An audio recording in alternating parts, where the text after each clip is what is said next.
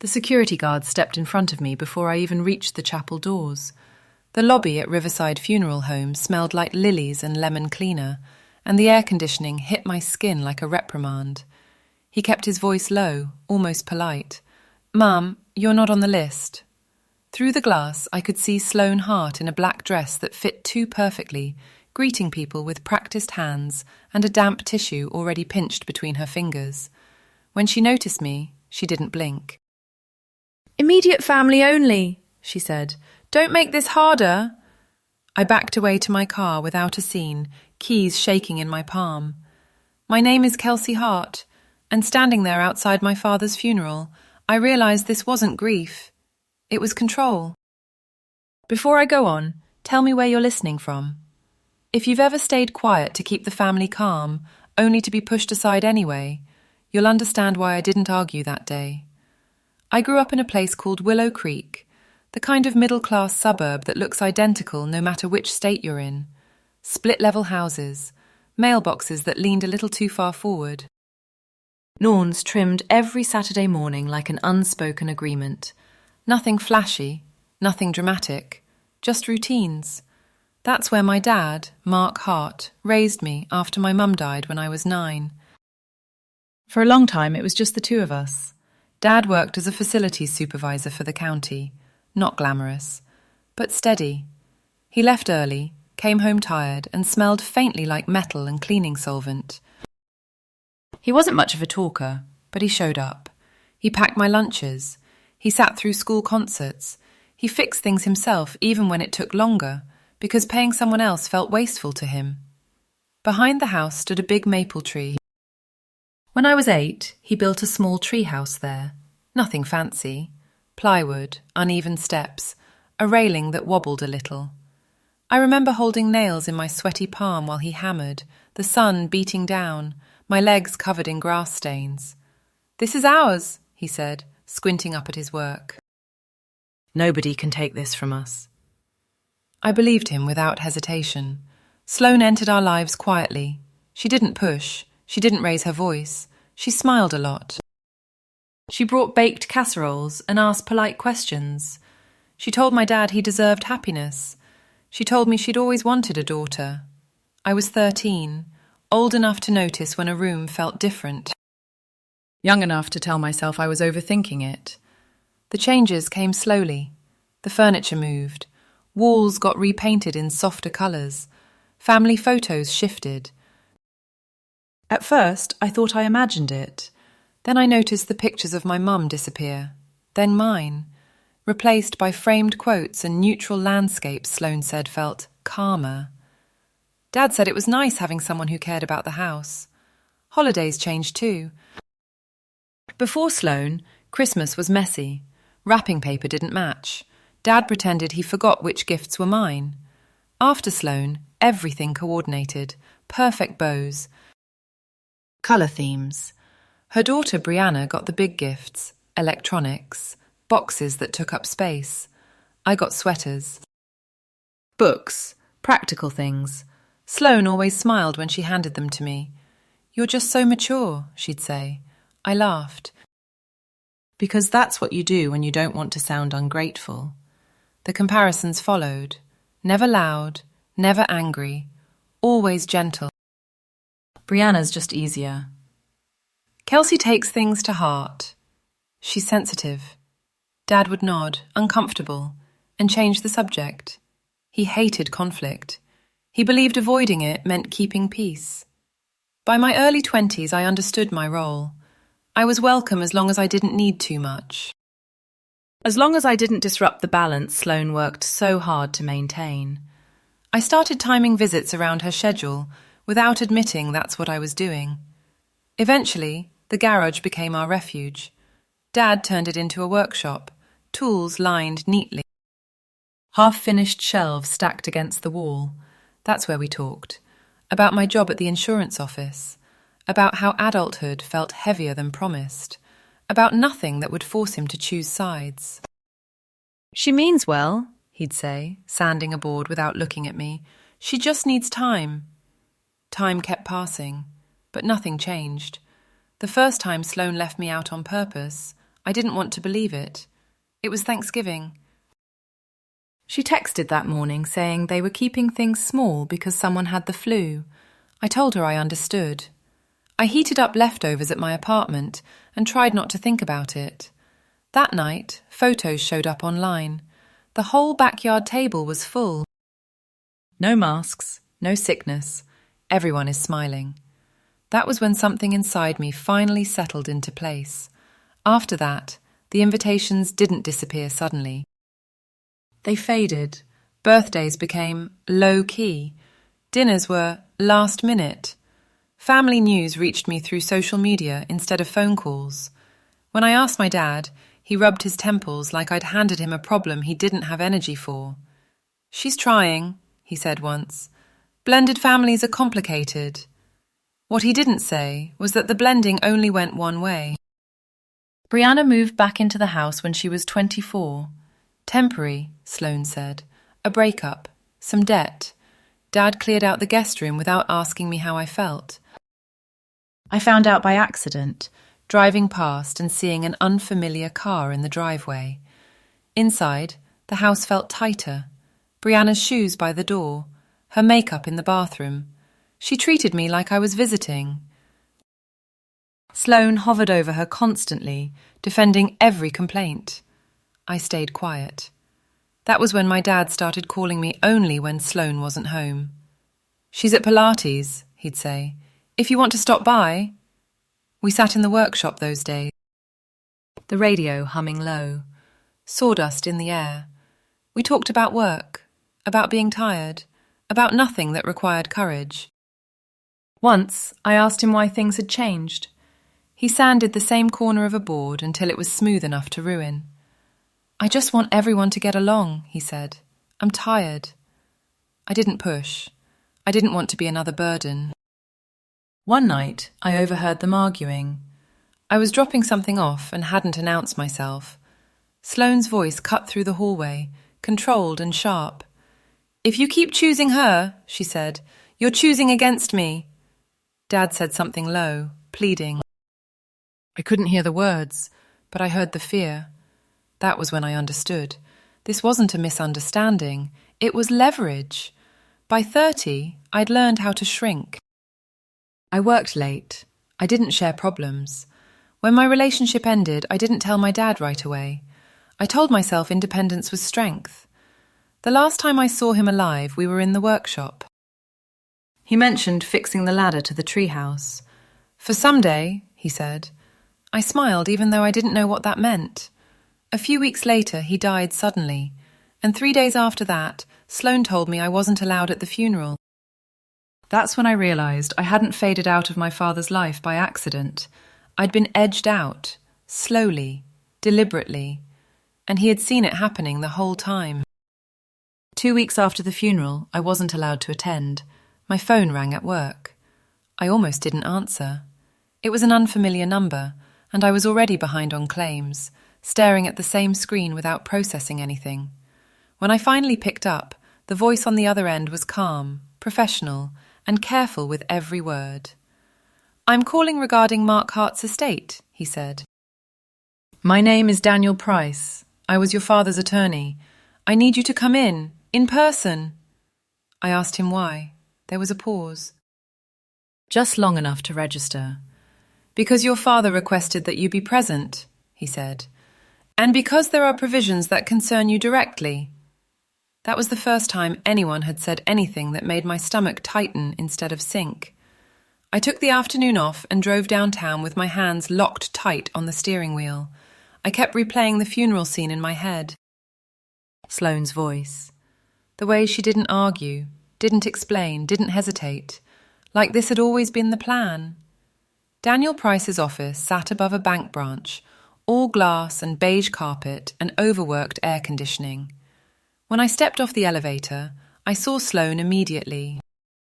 She was already seated at the conference table, legs crossed neatly, a leather folder in front of her. Brianna sat beside her, scrolling her phone like she was waiting for a dentist appointment. Sloan looked surprised when she saw me, or at least she arranged her face to look that way. "Oh," she said. I didn't realize you'd be coming. Daniel didn't give her space to perform. He waited until we were all seated, then opened a thick binder and adjusted his glasses. Your husband was very specific, he said to her, then turned to me, about how this was to be handled. The first sentence hit the room like something heavy being set down. To my daughter, Kelsey Hart, my sole biological child. Sloane's chair scraped back loudly. Brianna's head snapped up. I didn't move. I felt like if I did, the moment might disappear. Daniel kept reading, calm. Even, like this was just another Tuesday. The house on Willow Creek, purchased before the marriage, held solely in my father's name, left to me. The workshop and all tools within it. A note about preserving it as a space for creating. His retirement accounts, 70% to me, 30% to Sloan. Brianna wasn't mentioned. Sloan interrupted, her voice sharp now. That can't be right. What about Brianna? Daniel looked up for the first time. She is not listed as a beneficiary. Silence settled thick in the room. Then Daniel added something that made Sloane's jaw tighten. There is also a vacancy provision, he said. Brianna has 60 days to vacate the Willow Creek property. Brianna stood so fast her chair tipped backward. She didn't say anything. She just walked out. I thought that was it. Shock. Finality. Paperwork. Then Daniel reached for a second envelope. There's more, he said, turning to me. Your father instructed me to give you this only if you were prevented from attending his funeral. Sloan laughed, short and sharp. That's absurd. Daniel didn't look at her. He opened the envelope. The handwriting inside was unmistakable, uneven, pressed too hard in places. My father's. Daniel cleared his throat. Kelsey, he began, and I realized my father hadn't just left instructions. He'd left a reckoning. Daniel read my father's letter slowly, like he knew every sentence carried weight. My dad wrote that he'd watched me disappear from my own home, one polite exclusion at a time. That he'd heard Sloan explain why I didn't need to be there anymore. That he'd chosen peace over courage and lived with the shame of it. He wrote that he knew exactly what she would do after he died. And that banning me from the funeral would prove it. Sloan stood up so abruptly, her chair tipped. This is private, she snapped. You can't read that. Daniel didn't raise his voice. He didn't need to. These were your husband's instructions. Then he opened another folder, thicker, heavier, dates, notes. Printed text messages, calendar screenshots, handwritten journal entries. My father had been documenting things for over 2 years. Notes about invitations cancelled at the last minute. Birthdays he wanted to plan but was told would be too awkward. Holidays where he was told there wasn't room, even when chairs sat empty. Messages from Sloan calling me manipulative, needy, a disruption, suggesting distance would be healthier. His replies were short, non-committal, avoidant. Seeing them laid out like that hurt more than any argument ever could. Daniel explained that after an argument where Sloan threatened to leave if he kept choosing me, my father started preparing. He met with doctors, had evaluations done, updated the will only after being cleared as fully competent, added a no-contest clause. Sloane's face drained of colour as the picture formed. She accused me of manipulating him, of poisoning his mind during our garage conversations. She said she'd sacrificed her career, her comfort, that she deserved more. Daniel slid one last folder across the table. Medical records, cognitive assessments, signed statements. You're welcome to contest, he said evenly. But the evidence is substantial. I left that office numb. The validation didn't feel like relief. It felt like confirmation of something I'd already grieved. My father saw it. He just didn't stop it in time. The following weeks were a slow bleed. Sloan filed to contest anyway. The estate froze. Work piled up. I missed deadlines. Stared at my screen. Slept badly. learned probate law in the dark. She didn't stop there. She called relatives, posted vague messages online about betrayal and greed. People I barely spoke to started asking questions. Some are supportive, some are sceptical. Then my uncle called. He said he was done staying quiet, that he'd watched Sloan push me out and regretted not speaking up. He started gathering statements, neighbours, family friends, anyone who noticed my absence when I should have been there. My attorney, Laura Chen, laid it all out for me one afternoon. Journals, messages, witnesses, medical records. This isn't just about money anymore, she said. This is about truth. And for the first time, I believed her. The courtroom was colder than I expected. Not dramatically cold. Just enough to keep everyone alert. Like the room itself didn't trust emotion. Wood benches, beige walls, a seal behind the judge that had been there longer than any of us. I sat at the table beside Laura, hands folded, jaw tight. Across the aisle, Sloan sat perfectly upright, dark blazer, neutral makeup, the same look she wore to church, to school events, to anywhere witnesses mattered. Her attorney went first. He talked about estrangement, distance, absence. He used words like reappeared and financial motive. He said I'd chosen my own life years ago, that I was only back because there was something to gain. I didn't react. I'd learned that stillness made people uncomfortable. When it was Laura's turn, she stood slowly, calm, no theatrics. "We're not here to ask for sympathy," she said. "We're here to submit records." She handed the clerk a stack of documents that looked heavier than they should have been. Journals, medical evaluations, a postnuptial waiver signed 3 years earlier, proof my father had kept the house separate, proof he'd known exactly what he was doing. Then she introduced the email, the one from Riverside Funeral Home. The judge read silently, once, then again. I watched Sloane's hands grip the edge of the table. The email was dated 2 days before the service, sent from Sloane's account, a clear request to remove my name from the immediate family list. The reason field wasn't required, but she'd filled it anyway. "Unstable," she wrote.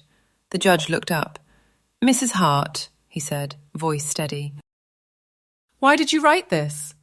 Sloan started to speak, stopped. I tried again. She said she was protecting the family. Those emotions were high. That she was worried about disruption.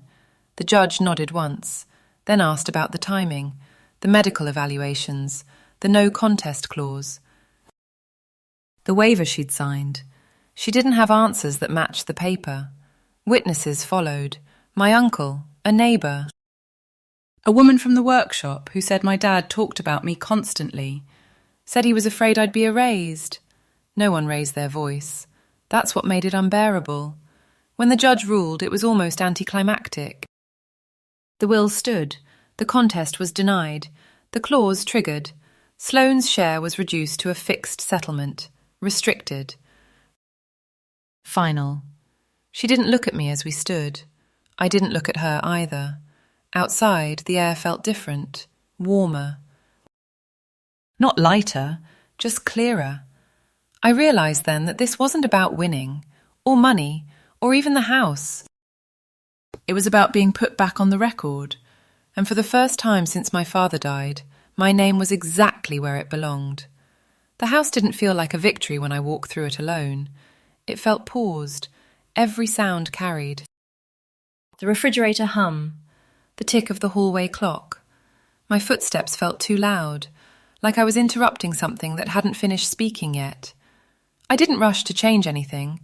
I opened the drawers slowly, looked where things used to be. Some were gone, small items, tools that had lived in the workshop for decades, not enough to fight over. Enough to notice. Laura told me to document it and move on. So I did. I took photos, wrote dates, closed the notebook. That night, my phone rang from an unfamiliar number. No name, just a local area code. I let it go to voicemail. The message was short, careful. "This is Marcia.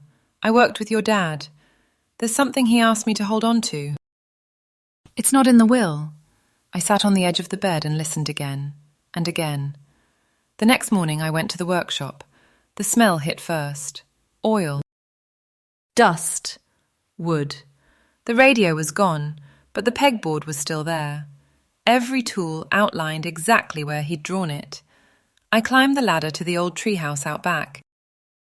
The boards creaked the same way they always had. In the corner, behind a loose plank, was a small wooden box. My name is carved into the lid. Uneven. Careful. Inside were photos I thought were lost, and a folded note. I kept these where no one could throw them away. Under the photos was a small brass key. No label, just a strip of old tape with a number written in his handwriting. I closed the box and sat there longer than I planned. Whatever he'd left wasn't about money. Not really. It was about making sure I was still paying attention. And this time, I was. The morning after everything was settled, I sat at my kitchen table with a mug of coffee I didn't finish. The sun was barely up. My shoulders felt stiff, like I'd been bracing for something that never came. Winning didn't feel like joy. It felt like the moment after a long drive, when you finally turn the engine off and realize how tired you are. A week later, I went back to the house with my own set of keys. Not the copies, the real ones. The door opened easily, but I still hesitated before stepping inside. The air smelled the same. Old wood, faint coffee. The HVAC kicked on with that familiar low hum. It felt strange, standing in a place that legally belonged to me, yet emotionally still felt borrowed. I spent most of that first day just walking room to room, touching the door frames, opening closets, not changing anything. When I went into the workshop, I didn't turn on the lights right away. I let the afternoon sun come through the small window above the bench. Dust floated in it. The pegboard was still there, every outline, every hook. That's where I found the envelope tucked behind a stack of manuals. Inside was the photo, the one of us in the backyard, mid-laugh, sawdust on his shirt, my hair pulled back crooked. On the back, in his handwriting, just one line. "You were always here." I sat down on the stool and stayed there for a while. No tears, just that tight, steady ache. He'd protected the memory. He just hadn't protected me when it mattered. Both things were true, and I had to hold them at the same time. My Aunt Jocelyn stopped by later that week. She stood in the doorway like she wasn't sure she was welcome. She said she was sorry, that she should have spoken up sooner. I thanked her, but I didn't offer reassurance. We talked about neutral things, the weather, the neighbours. When she left, it felt unfinished. That was okay. Healing didn't come in big moments. It came in small ones. Changing the locks, clearing one drawer, deciding to leave the workshop exactly the way it was. One night, I realised something that surprised me. I would trade the house, the money, all of it, for one moment where my father chose me out loud while he was still alive. But I don't get to rewrite his choices. I only get to decide what I accept now. A few days later, a plain envelope showed up in my mailbox. No return address. Inside was a photocopy of a bank notice and a handwritten note. "You might want to look into box 118. I folded it carefully and set it down. I wasn't afraid anymore, and I was paying attention. If you've ever been the invisible one in your own family, hit subscribe. This story isn't really about money.